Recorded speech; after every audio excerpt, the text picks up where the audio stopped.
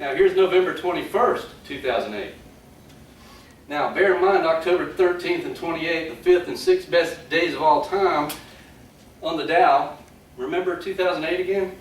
What were we doing in 2000? Wasn't it down 35% or so? You had 5th and 6th best days of all time.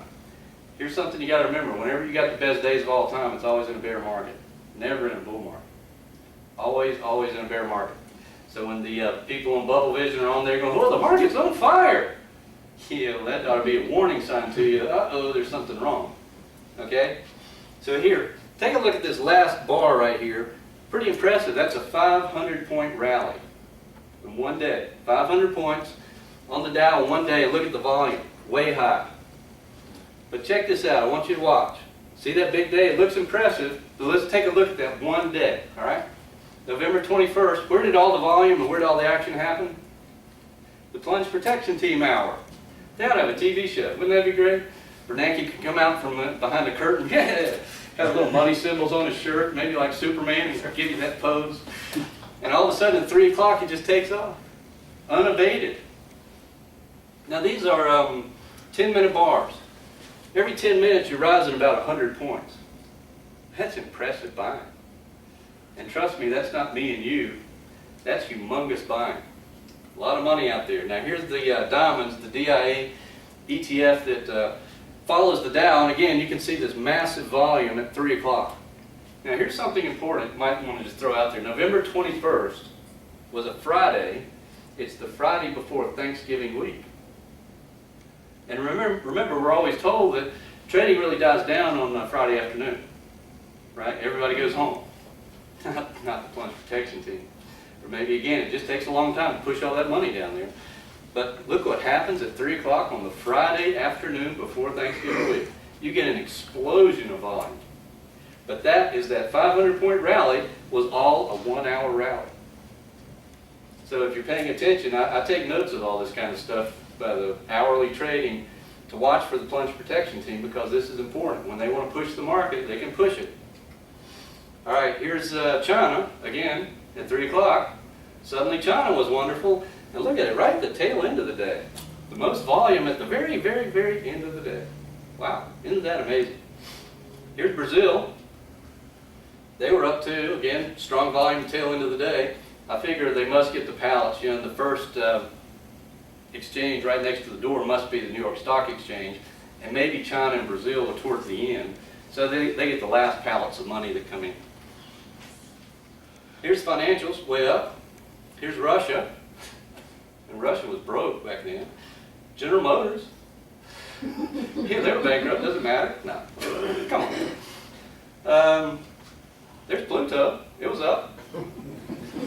Now really, one day I'm going to watch this Plunge Protection action. I'm going to get on the phone and call Bernanke up and say, hey, you forgot Pluto.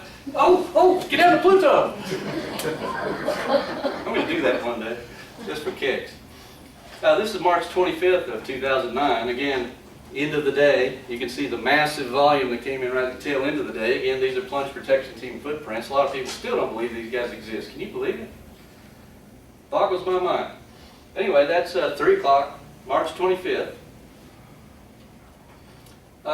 Here are 3 days this year, February 4th, 5th, and 8th. 4th and 5th are Thursday, Friday. The 8th is a Monday. So as you know, again, this year, the market started going straight down. Well, we can't have that. Let's stop that right now. Here's the Plunge Protection Team. Win at 3 o'clock. Here they go. Shouldn't they have their own theme song or something? Maybe the OJ's Money or something. You know, money, money, money, money. Anyway, they come out at 3 o'clock and boost the market back up. But see this other little black line right here? That's Spain. And yeah, as you know, Spain is in one of the pigs, as they call it. Portugal, Ireland, Greece, and Spain. Well, Spain is kind of going bankrupt too, but does it matter? No, because Spain got pushed up at the end of the day too. That's part of the joke, people. It doesn't matter, okay?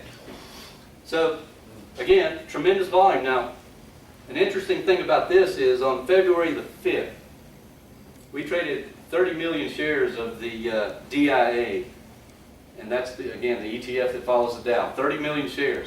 On Monday, Tuesday, Wednesday, and Thursday, we averaged 8 million shares a day.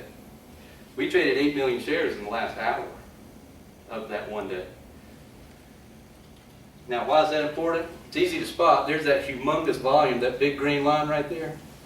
You got to go all the way back over here to April and March of '09 when the Fed was throwing the kitchen sink at the market to find that kind of volume. Why is this important? Because you got to pay attention to the influence of the market. Earnings, please. Sales, don't care. Unemployment doesn't matter. What's the plunge protection team doing? Okay, on February 5th, they came to save the market. Okay, we're going to see a rally. It doesn't matter who's broke and who's not.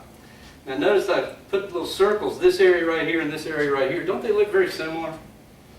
This is getting to be a very, very controlled market.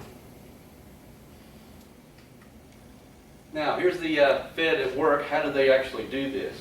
Well, they purchase stock options. They do a lot of what they call repo agreements. This is where a repo agreement is where, let's say Al is a bank and he's got a lot of treasuries and I'm the Fed. I can come to Al and say, hey, we need to manipulate the market. So what I'm going to do is I'm going to give you $100 billion. You give me $100 billion in treasuries. I'll buy it back from you at the end of next week. And we're all golden. So I get the money out there. Al goes out and buys all the stocks. We get to the end of the week. I give him the treasuries. He gives me the stocks. Repos. But you can see this is in the trillions, by the way. $1.5 trillion. Again, right up here in '09, February of '09, we were just talking, or I'm sorry, February of 10.